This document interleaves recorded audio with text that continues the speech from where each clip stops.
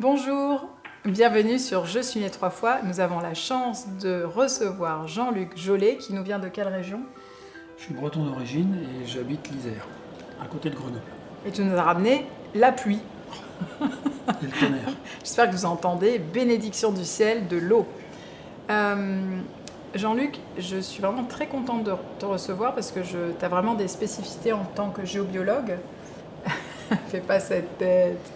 Tout à l'heure, il a travaillé entre autres dans le jardin avec Roger Thor, que vous connaissez déjà. Mais là, j'aimerais vraiment te poser des questions, pas que sur les lieux, mais sur la qualité vibratoire qui nous entoure.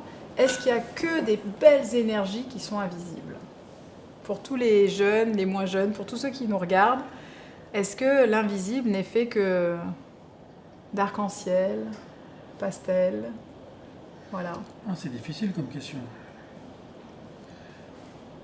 Déjà, En gros, de m'intéresser à l'invisible, je te dis juste ce que les jeunes me disent. Moi, le monde physique, c'est trop dur, c'est moche, il y a la guerre et tout, mais dans l'invisible, tu vois, c'est comme s'ils allaient dans un monde merveilleux. Et là, je trouve qu'il y a des... il y aurait des... Voilà.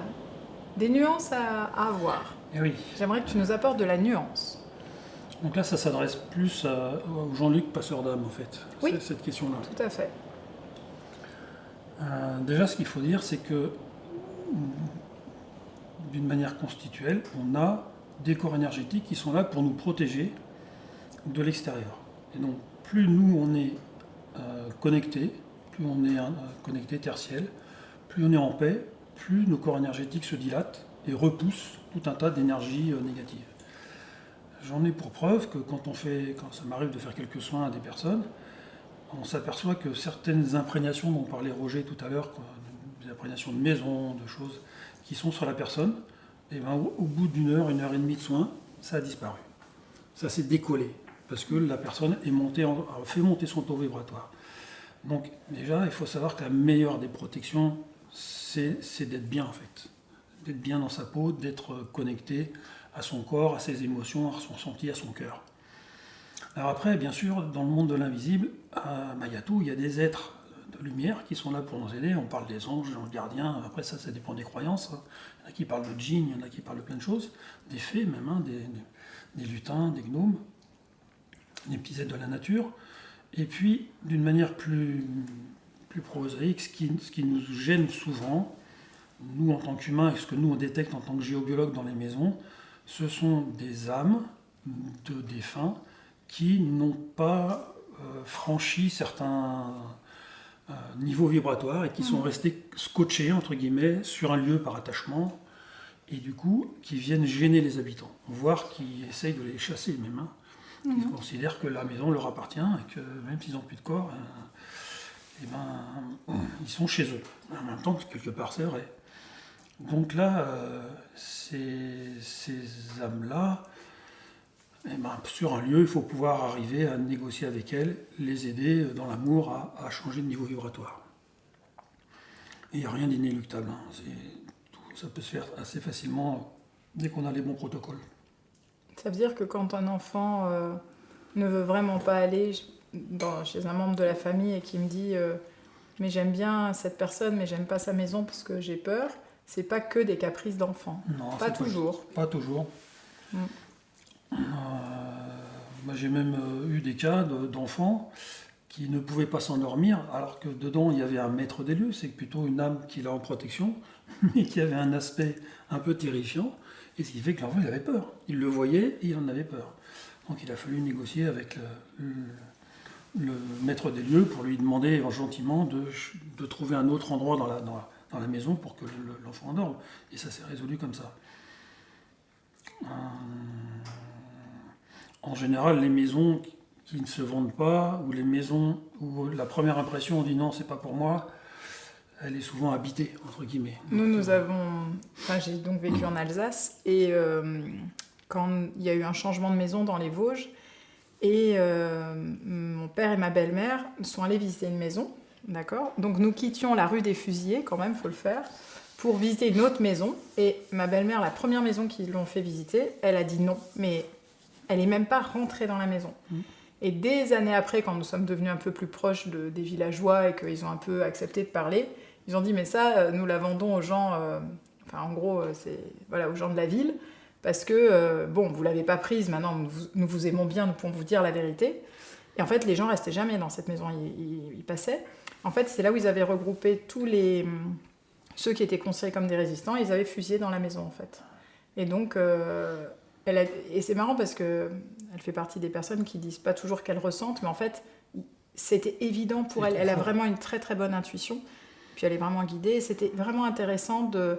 Voilà, il y a vraiment des maisons où ça repousse, quoi. Enfin, heureusement même, j'allais dire. Enfin, jusqu'au moment où elle croise quelqu'un qui peut les nettoyer, parce que finalement, c'est ce qu'elle demande aussi, ces maisons. En tout cas, pour être habité, on est obligé de passer par une forme de libération de ces âmes-là. Mais c'est plus fréquent qu'il n'y paraît, parce que nous, à Vauvert, nous avons visité une très très belle maison, qui n'était pas dans notre budget, mais très belle, avec une piscine et tout, c'était magnifique. Et en fait, au bout de la moitié de la visite, j'ai eu très très mal à la tête. J'ai dit à mon mari que j'avais sûrement trop travaillé la journée. Je lui avais mentalisé en fait.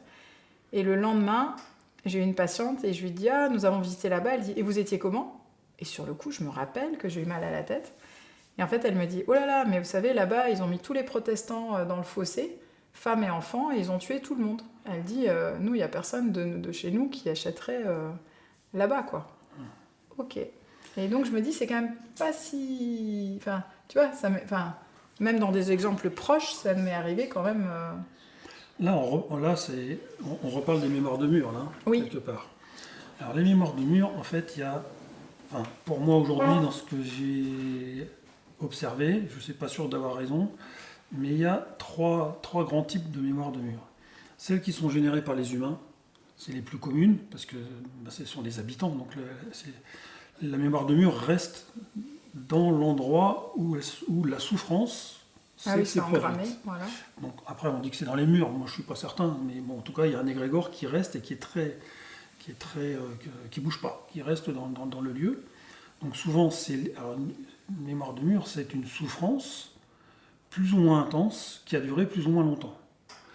Donc là, quand les éléments dont tu parles, les éléments hyper tragiques de fusiller, voilà, c'est une intensité énorme, en plus vécu en groupe, donc là ça augmente, et même si ça dure pas longtemps, entre guillemets, entre la préparation, les gens qui souffrent avant, ils savent qu'ils vont y passer, allez, c'est une journée, 2 journées, mais c'est tellement intense que ça va faire une très grosse mémoire de mur. Et puis il y a les mémoires de mur qui vont durer dans le temps, avec une intensité plus faible, mais comme ça a duré longtemps, ça amène une souffrance équivalente. Donc ça, c'est des souffrances qui sont liées aux souffrances physiques, mentales, psychiques, tout ce qui est abus aussi, où ça met un mélange de trois, moral, les gens qui culpabilisent, etc. Après, il y a des souffrances qui sont moins fortes, mais qui existent aussi, qu'on retrouve dans les mémoires de mur, c'est les souffrances animales. J'ai un ami là qui a voulu monter, habiter une ancienne porcherie, et il y a eu le paysan du coin, il tuait son cochon sur la porte de l'étable, enfin de la porcherie. Donc, et ça s'est répété un certain nombre de fois. Donc le cochon qui crie, etc. Donc là, il y avait une souffrance animale très forte, une mémoire de mur créée par un animal. Et puis on n'y pense pas, mais en fait, on peut aussi avoir des souffrances végétales. Alors ça se retrouve sur les gens qui achètent un terrain vierge, entre guillemets, et puis qui sont pas bien dedans. Et quand on enquête un peu, on s'aperçoit que avant que la maison ou le lotissement soit fait, il y avait une noyautaie, il y avait de la vie, et qui a été tout est arraché en même temps.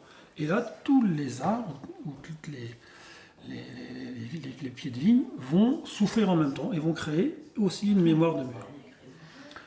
Et enfin, il y en a une quatrième catégorie alors peut-être qu'un jour on mettra ça ailleurs, mais c'est tout aussi invivable pour les habitants. Ce sont les endroits qui ont habité, enfin qui ont hébergé des machines qui ont tourné. Ah d'accord. Par exemple, un moulin, un moulin où il y a des pièces en mouvement, alors que ça soit électrique ou que ça soit simplement bougé par l'eau, mais des pièces en mouvement, ça crée des vortex. Et les vortex, même quand la machine est arrêtée, si ça a tourné suffisamment longtemps, un moulin ça peut avoir tourné 50, 100 ans, et ben on a toujours ce vortex qui tourne. C'est Et les marrant. gens ne peuvent pas y vivre. Alors moi j'ai visité une maison, mais du coup maintenant tu me donnes une explication que j'avais pas.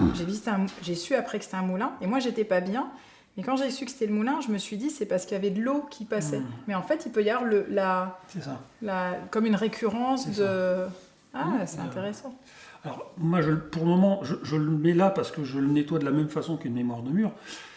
Peut-être qu'après, on appellera ça un vortex particulier. Ça, les futurs géobiologues affineront. En tout cas j'adore parce que pour mon nettoyage de printemps, je nettoie la poussière, le sol et tout. Mais en fait je me dis qu'avec toi il y a encore plus de nettoyage à faire.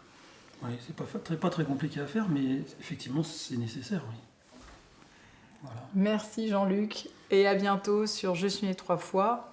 Bon nettoyage à tous.